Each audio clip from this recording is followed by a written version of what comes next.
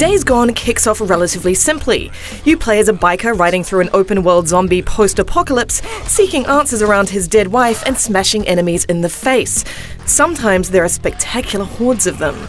So far, so straightforward. Yet, during its 60-odd-hour ride, Days Gone loses its focus with repetitive missions, a thematically unsatisfying storyline, and an excess of bugs and busywork. These issues combine with a dreary, uninteresting world to add up to an uneven and mostly toothless zombie game.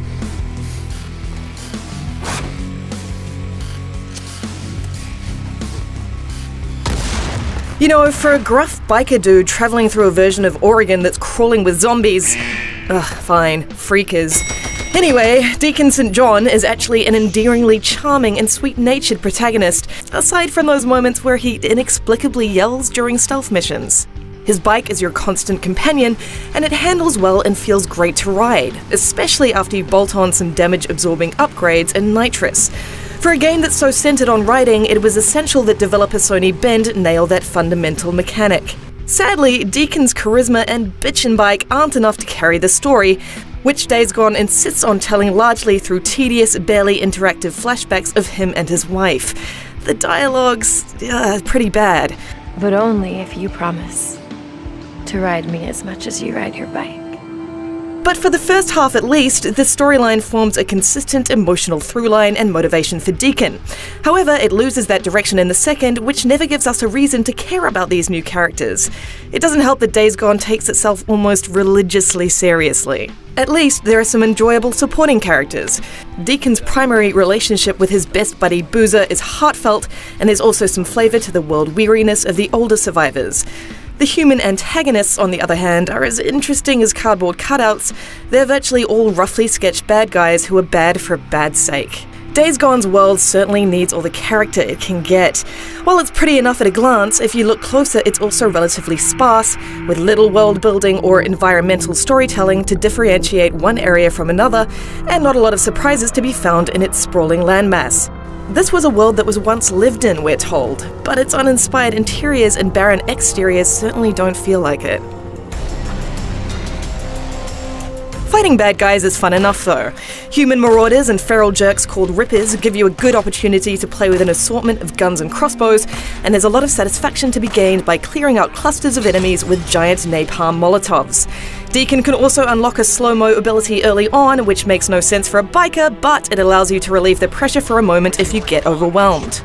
Melee, in particular, is a weighty and bloody blast. Every hit feels like it really connects, and I found myself more invested in crafting the right bashing weapon from found objects than I was in finding one to shoot.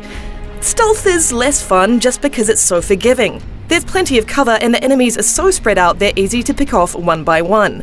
I found compulsory stealth-only story missions the least welcome variety in Days Gone. To unlock much of its central mystery, Deacon has to eavesdrop on NPCs explaining world lore several times over without being seen, which is not particularly compelling. Of course, Days Gone's humans aren't the only threat. Its world is peppered with freakers who come in a range of sizes and speeds, but you'll mostly encounter the garden variety that can be swiftly dealt with if split from a pack. Hordes, however, are a different story. Just look at that! It's Sony Bend's greatest technical achievement, and every single encounter with these 100-strong, writhing masses was a thrilling sprint for survival.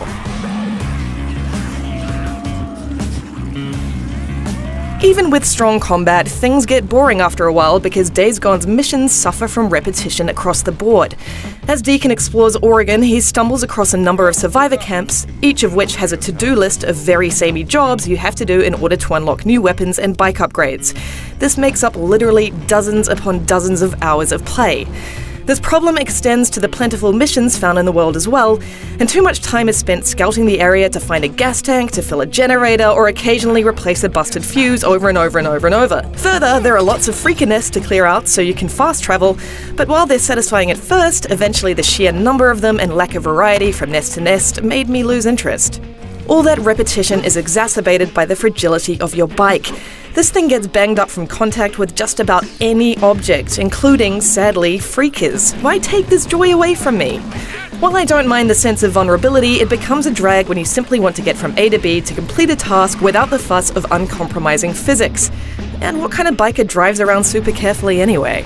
There are also notable frame rate dips while playing on a PS4 Pro at 1080p, and constant instances of pop-in. More, I've heard a number of audio issues that range from complete dialogue dropouts to audio syncing problems. It's nothing game-breaking, but it was a constant reminder that things aren't as smooth as they should be.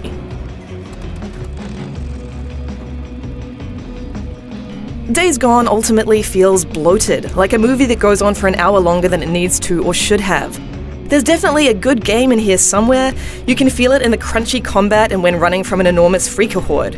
Some fine-tuning and editing could have removed the tedium and highlighted what makes this game unique and interesting, but Days Gone rides strictly down the middle of the dusty road and never finds its rhythm. For more on Days Gone, check out the first 17 minutes and 6 deadly threats you'll face. And for everything else, stick with IGN. Introducing the all-new A Bit News! Don't touch it. What's wrong with you? Get corn snack. Game sucks. Bring it back. A Bit Noon returns to IGN.com and YouTube this April.